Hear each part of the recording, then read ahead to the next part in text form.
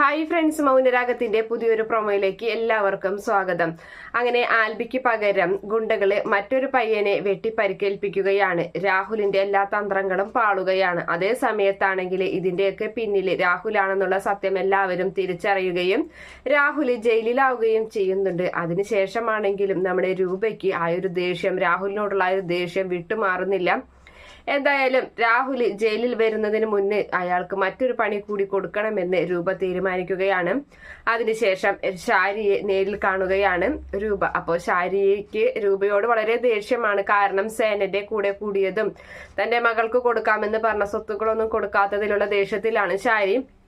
അപ്പോൾ ഷാരി പറയുന്നുണ്ട്, നീ എന്തിനാ എന്നെ കാണാൻ വരുന്നത് എന്നൊക്കെ ചോദിച്ച് ദേഷ്യപ്പെടുമ്പോൾ പറയുകയാണ്, സേനന്റെ ഭാഗത്തുള്ള ന്യായങ്ങളൊക്കെ പറയുന്നുണ്ട്. സേനന് അല്ല, ഒരു കാരണവശാലും സേനനല്ല, എന്നെ ചതിച്ചിട്ടില്ല. അയാളുടെ, അതായത് താരയുടെ ഭർത്താവ് എന്ന് പറയുന്നത് നിങ്ങളുടെ ഭർത്താവ് തന്നെയാണ്, അതായത് രാഹുലേട്ടനാണ് താരയെ ചതിച്ചത്, എന്റെ ഭർത്താവല്ല. ഒരു സത്യം ഞാൻ മനസ്സിലാക്കിയിട്ടാണ് സേനന്റെ കൂടെ ഞാൻ കൂടിയത്, എന്റെ ചന്ദ്രേട്ടനെ ഞാൻ വീണ്ടും സ്നേഹിക്കാൻ തുടങ്ങിയത് എന്ന് പറയുന്നുണ്ട്. ഞാൻ ചന്ദ്രേട്ടനുമായി അടുത്തതറിഞ്ഞപ്പോൾ, സ്നേഹമായി എന്നറിഞ്ഞപ്പോൾ, അതുകൊണ്ടാണ് രാഹുലേട്ടൻ ഒന്നും തന്നെ ചെയ്യാതിരുന്നത്, പ്രതികരിക്കാതിരുന്നത്. കാരണം തന്റെ ഭാഗത്താണ് തെറ്റെന്നുള്ളത് രാഹുലേട്ടൻ അറിയാം.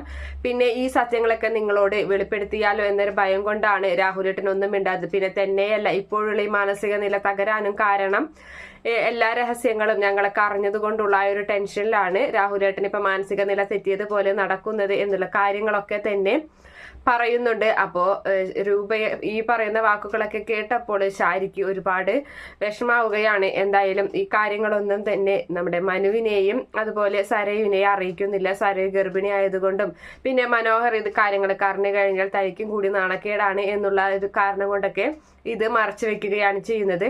എന്തായാലും രാഹുലിനെ ജയിലിൽ ചെന്ന് കണ്ട് ഷാരി എല്ലാം എണ്ണി കണക്ക് ചോദിക്കുന്നുണ്ട്. അതുപോലെ തന്നെ തിരികെയെത്തുമ്പോൾ ബാക്കിയുള്ള മറുപടിയും ഷാരി രാഹുലിന് കൊടുക്കുകയാണ് ചെയ്യുന്നത്. Okay friends, by, thank